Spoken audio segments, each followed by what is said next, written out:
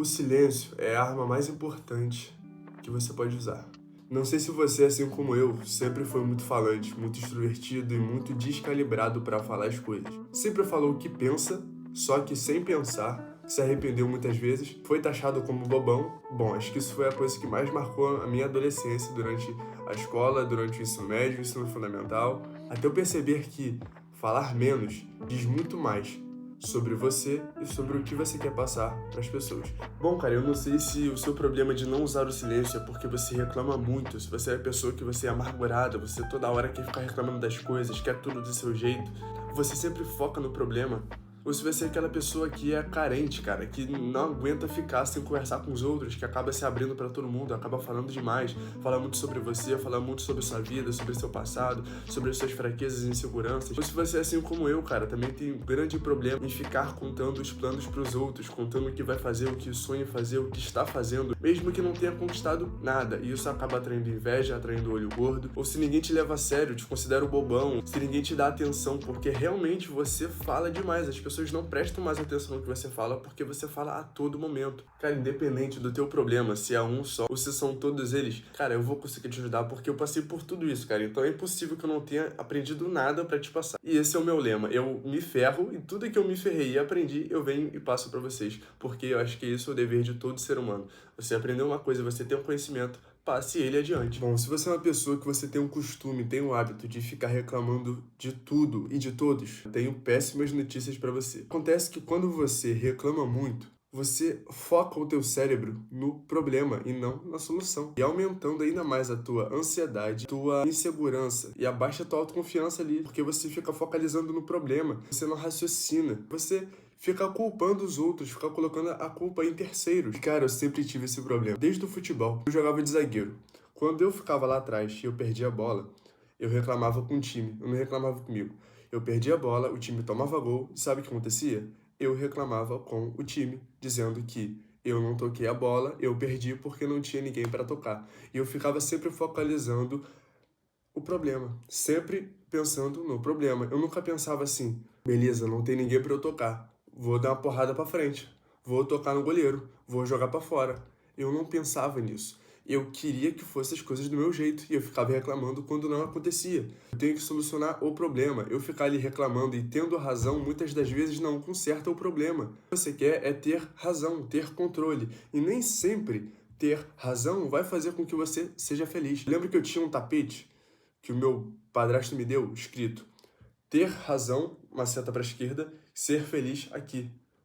Cara, isso tem diversas interpretações, mas o que hoje eu enxergo isso é, nem sempre ter razão vai te dar felicidade, vai te dar o resultado. Você vai ter razão de reclamar do time e o time não apareceu para você tocar a bola, mas o teu time tomou gol e vocês perderam a partida. Você ter razão ali ajudou a você ter felicidade, a alcançar aquele objetivo? Não. E fora que quando você reclama, diz muito sobre você. Eu aprendi isso em algum lugar que eu não lembro, mas eu levo pra vida. Quando você reclama, você automaticamente pede ajuda a alguém. Você pede apoio a alguém. Ai, esse dever, esse trabalho é muito difícil, esse concurso é muito difícil. Inconscientemente, você tá pedindo assim: eu preciso de ajuda. Eu não consigo fazer isso sozinho. E isso abaixa a tua autoestima, irmão. Abaixa a tua autoconfiança automaticamente. Se você precisa que alguém te ajude, é porque você não dá conta sozinho. Então, automaticamente, inconscientemente, você está jogando pro teu cérebro de que você é incapaz. Isso aumenta ainda mais o foco no problema, porque você vai ter mais problemas e vai reclamar dos outros problemas, criando mais ainda e repetindo o ciclo de reclamação. E fora que você afasta as pessoas quando você reclama, cara. É insuportável conviver com gente que só reclama, que só fica lamentando, lamentando e chorando, desabafando. E aí você aconselha a pessoa: pô, você tá com esse problema? Pô, faz isso. Aí a pessoa: não, mas você não entende, é difícil por causa disso, disso, disso. Cara, desabafo sem ação é inútil. E cansa, mano, cansa. O nosso cérebro, a gente não aguenta ficar perto de pessoas negativas. É como se você e a pessoa fossem duas esponjas. Só que a negatividade é o líquido que tava nela. Quando ela reclama, ela joga esse líquido no chão. Joga esse líquido para perto de você. E você, como esponja, limpa, você absorve esse líquido. Mesmo sem ter a intenção, mas só de estar perto você absorve essa negatividade. Se você não tem esse costume de reclamar, mas você convive com pessoas que reclamam, se afasta dessas pessoas. Porque vai te fazer mal. e muito. Esse aqui eu acho que foi o problema, cara, que eu mais enfrentei na minha vida, que é ser carente. Eu sempre gostei de estudar, sempre gostei de entender as coisas, de saber coisas interessantes, e com isso eu tinha a necessidade de falar para as pessoas. A gente gosta de falar das coisas que a gente sabe, gosta de conversar com as pessoas. Nós vivemos em sociedade, vivemos em grupo, a gente precisa de relações sociais. Se você não tem essa necessidade suprida, cara, você vai virar um carente, você, menina, vai virar uma carente. E isso vai te prejudicar muito, porque assim como ninguém gosta de pessoas que reclamam, ninguém gosta de pessoa carente. Pessoa que fica tentando agradar a todo momento, fica conversando. Você faz uma pergunta ali e a pessoa acha que você já é amigo dela. E aí a pessoa fica falando, te dando mais informação, te manda mensagem no WhatsApp, responde story, fica no teu pé o dia inteiro. Isso é carência. Qual é o problema disso? Cara, o primeiro é que você também vai afastar as pessoas, porque ninguém gosta de gente carente que fica no pé o tempo todo. E a segunda é, você vai revelar, primeiramente, que você é carente. Segundo, tu vai revelar todas as tuas fraquezas, todas as suas inseguranças, todos os seus traumas, todas as coisas ruins da tua vida. E, cara, não vai achando que, ele é meu amigo, ele vai me entender, ele não vai me julgar. Mas todos nós julgamos. Julgar é um mecanismo de defesa, um mecanismo de proteção para a gente não correr perigo. Só que o problema é que muitas pessoas julgam em excesso. Muitas pessoas usam tuas fraquezas para poder te manipular. Você, menina, que tem aquele menino que te manipula, cara, você deu muita confiança para ele. Cara, tem muita mulher que é manipulada pelo simples fato de ser carente. O cara chega perguntando coisas que os caras nunca perguntaram pra ela e ela começa a se abrir. Pô, quem nunca viu nos filmes de romance, aquele cara que tem a lábia, ele sabe que a menina é fraca, sabe que a menina é sensível. Ele faz alguma pergunta, como foi o seu dia? Nossa, esse seu cabelo tá muito bonito. Às vezes o cabelo não tá nem bonito, mas ele elogia, porque ele sabe que ela vai gostar, porque ela nunca recebeu elogio. E ela vai, e ela ouve aquilo e ela se abre pro cara, revela tudo pro cara, dá tudo que o cara quer. Ela foi manipulada porque ela não se manteve em silêncio. Ela foi carente demais, ela falou muito. Então, fale o necessário. Só exponha a tua vida quando você já conhecer a pessoa realmente, quando você já souber das intenções dessa pessoa. Você, menina, não dá confiança pra qualquer um, cara. Não dá. E juntando com isso de você contar muito da sua vida pros outros, entra aí outra coisa que as pessoas, elas sabem que fazem mal, mas elas vão fazer porque é prazeroso. Isso é comprovado pela neurociência. Isso é prazeroso, que é contar os seus planos, contar as suas metas. Acontece que a mesma satisfação que a gente tem cumprindo alguma meta é basicamente a mesma coisa que a gente tem falando para as pessoas. Só que cumprir uma meta, cumprir um objetivo, passar em uma prova, correr 5 quilômetros no tempo que você quer, pegar um pódio, ser campeão de alguma coisa, isso gera esforço, isso gera gasto de energia. Você vai ter um prazer gigante, enorme, só que vai te demandar esforço. E você precisa de motivação suficiente para fazer com que você continue naquela pegada e construa aquilo, e vença aquilo, e seja campeão. Só que quando você conta uma meta, automaticamente você zica o teu plano ao mesmo tempo que você se desmotiva. Porque quando você conta o teu plano, é como se o seu cérebro entendesse que você já realizou aquilo. Ah, eu tô estudando para a prova concurso tal. Não, mas eu tô estudando para o Enem, tô estudando para medicina, tô estudando para isso. Quando você conta muito isso para as pessoas, primeiro que vai chegar a inveja. As pessoas, o ser humano, principalmente brasileiro, mas o ser humano no geral, ele não gosta de ouvir, de se sentir inferior. Então, se é uma pessoa que não está construindo nada e você fala que está estudando para medicina, automaticamente ele vai te invejar. Automaticamente ele vai se sentir incomodado com isso, vai te contar alguma coisa ali que você não vai gostar, vai te contar alguma coisa que vai te desmotivar, e acontece que o olho gordo da inveja vai te atrapalhar muito nos teus objetivos. Só que você mesmo se zica muito mais. Você se torna azarado, porque o teu cérebro entende que você já realizou.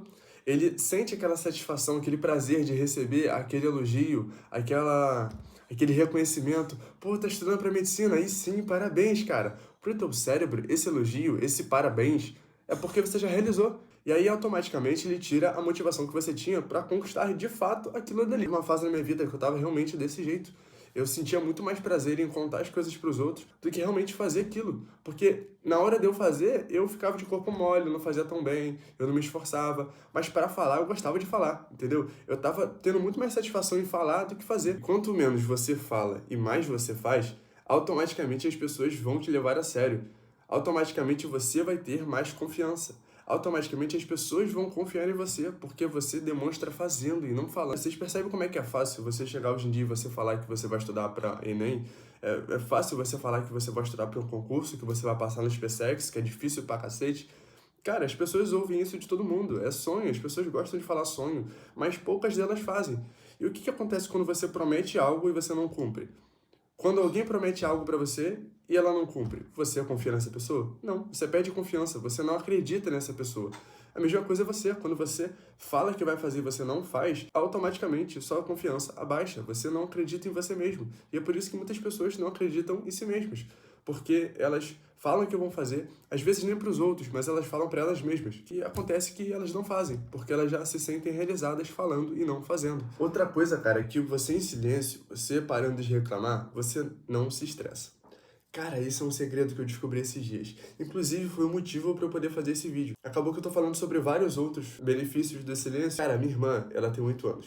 Ela fica na sala ouvindo vídeo idiota. Eu sempre reclamo pra ela, Bruna, tira desse vídeo idiota. E ela não tira, e ela não tira. E quanto mais eu falo, mais eu focalizo no problema, mais eu me estresso, porque ela não respeita e ela não vai tirar, porque ela é criança, ela não vai entender. Quanto mais eu falo, mais eu irrito ela, fazendo com que ela me irrite mais ainda. E quanto mais eu falo, eu causo mais confusão mental e confusão entre as pessoas, entendeu? Eu ficar ouvindo ali, eu mesmo ficar me ouvindo reclamar é ruim, não é saudável. E aí eu percebi isso porque o meu padrasto, ele fica quieto. O meu padrasto, ele já tem essa sabedoria. Ele não discute. A minha mãe pede alguma coisa, minha avó pede alguma coisa, alguém pede alguma coisa ali pra fazer, tem que fazer alguma coisa, ele só vai e faz. Mesmo que ele não queira, mesmo que ele esteja puto por dentro, ele não fala, ele vai e faz. Cara, ele não se estressa. Ele não se estressa, porque ele tá tranquilo com isso. Porque ele aprendeu a valorizar o silêncio, ele aprendeu o poder do silêncio. Nós temos que reclamar menos, entende? Falar menos e fazer, cara. Você tá discutindo com uma pessoa de idade, uma pessoa que é a cabeça dura. A minha avó, eu não discuto mais com a minha avó, cara. Posso apresentar 10 artigos para ela, provando que o telefone, quando tem chuva, não cai raio no telefone. E eu vai falar assim, tá bom, mas não usa não, porque eu aprendi que minha mãe falou assim. Vai continuar. Ela tá de idade, ela não vai entender. Então, às vezes, o silêncio, por mais que você esteja certo, você tem que aprender que, em algum momento, você vai ter que ceder à tua razão. Foi o que eu falei lá no início. Nem sempre ter razão vai te dar felicidade. Então, use isso a seu favor. Cara, se eu te ajudei de alguma forma, deixa o like aí, se inscreve. E comente aí algum problema que você tem, cara, que pode ser que eu também tenha passado por isso e eu hoje saiba como resolver isso e posso estar trazendo um vídeo pra te ajudar. E é isso, Neng.